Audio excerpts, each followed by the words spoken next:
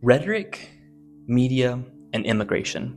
A closer look at the facts. With over 11 million immigrants living in the United States, immigration continues to be at the forefront of American policymaking. Immigration is often posed as a threat to national security, economic stability, and public safety in popular news outlets and social media posts, and is frequently driven by political rhetoric and media sensationalism rather than empirical evidence. As immigration shapes policymaking and public opinion, it is crucial to critically examine these narratives. This essay will explore how media portrayals of immigrants are often misrepresentative of actual statistics, perpetuating stereotypes and influencing restrictive immigration policies. Furthermore, this essay aims to provide data on the gap between media coverage and empirical statistics surrounding immigration representation by drawing from several distinct perspectives. So the elements that we're going to be talking about is going to be coming from three different perspectives: economical,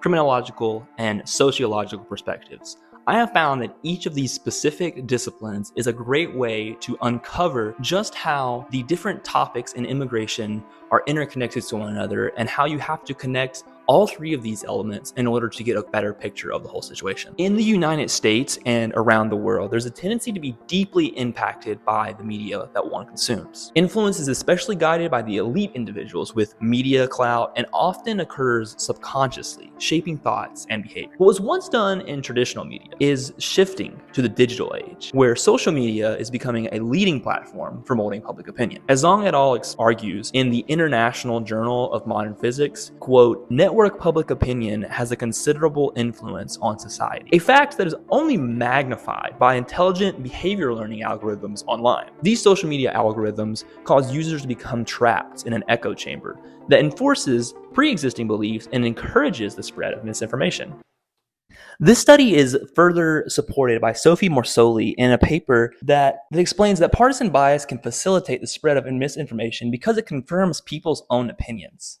The result of this is selective avoidance, which is something that happens when you have more information that supports existing beliefs. In his research on selective avoidance in 2019-2020, Manuel Glanez pulled from a nationally representative panel survey from the United States and found that, quote, "Citizens tend to talk to others who have similar political views, potentially fueling harming effects in participatory democracy." The research done by these three individuals highlights how the creation of and fostering of false information influences popular opinion on policy issues such as immigration. Looking beyond misinformation, another area of interest is the role of media in shaping public perceptions of immigrants through language.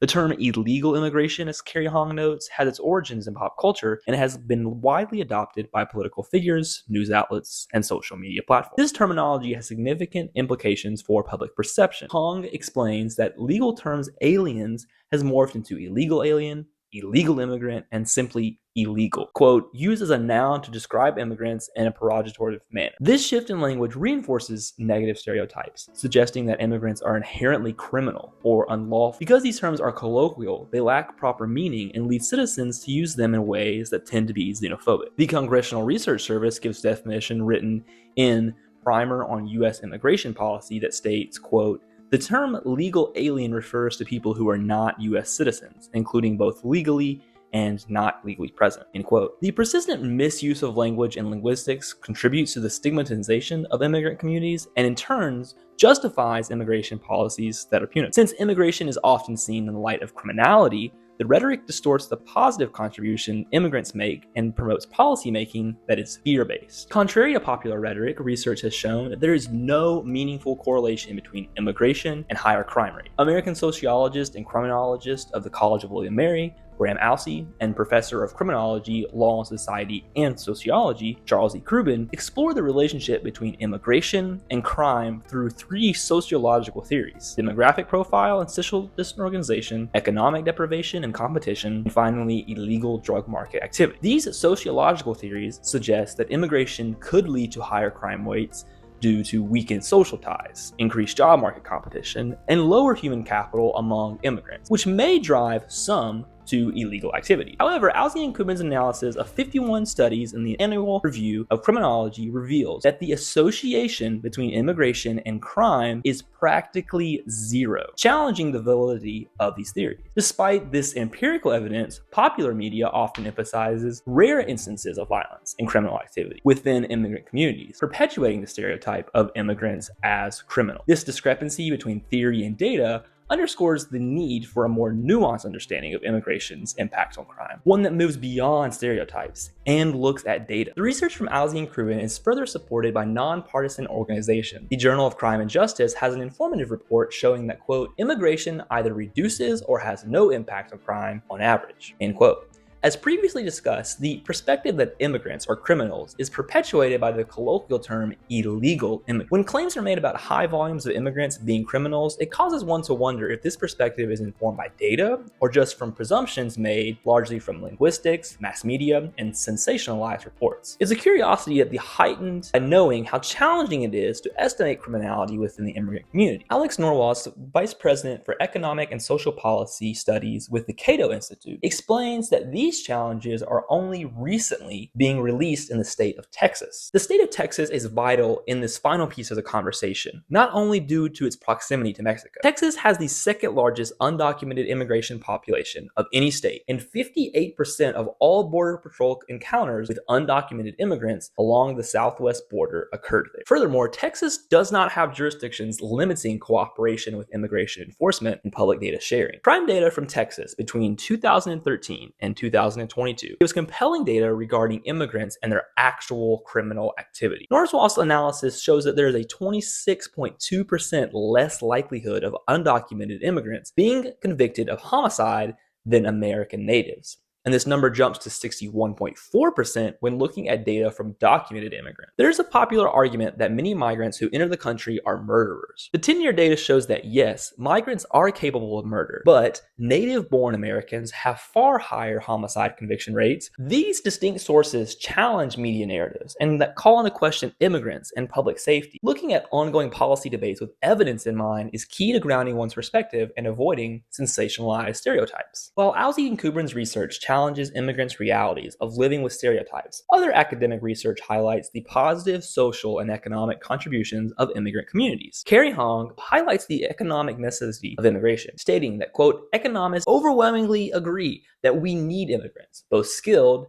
and unskilled, to make our economy function, end quote. This idea challenges the popular portrayal of immigration in the United States, particularly in the context of rising anti-immigrant rhetoric. The United States Department of Agriculture supports this perspective in a report filed under the Economic Research Service, stating that Latino immigration has been shown to strengthen institutions of social control, foster economic development, and reversed upward crime trends in urban areas. This report represents data that reveals how Hispanic communities, despite lower educational attainment, often achieve higher employment levels than both non-Hispanic whites and other Hispanic groups in certain counties. This pattern has contributed to strong social networks and recruitment efforts that facilitate job opportunity. These studies demonstrate that immigrant communities not only contribute to economic growth, but also strengthen social structures, countering the narrative that immigration undermines social stability. While there are theories that suggest that this may be true, data from Kendall et al. And former federal law clerk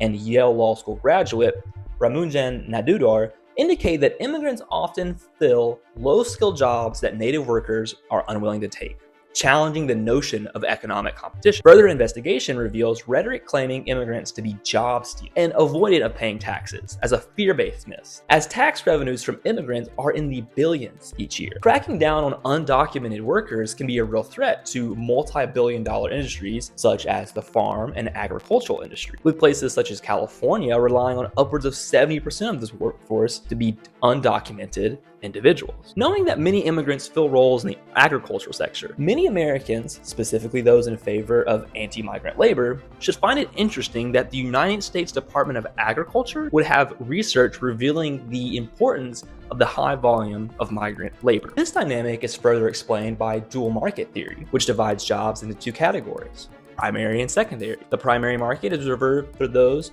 with high levels of skill and education, while the secondary market consists of low-skill jobs with high labor turnover and poor working conditions. Now, Dudar explains that, quote, undocumented immigrants are more willing than legal immigrants and native workers to take jobs where high labor turnover and poor working conditions exist. These jobs, which often involve low wages, temporary positions, and harsh working conditions, are not typically desired by native workers.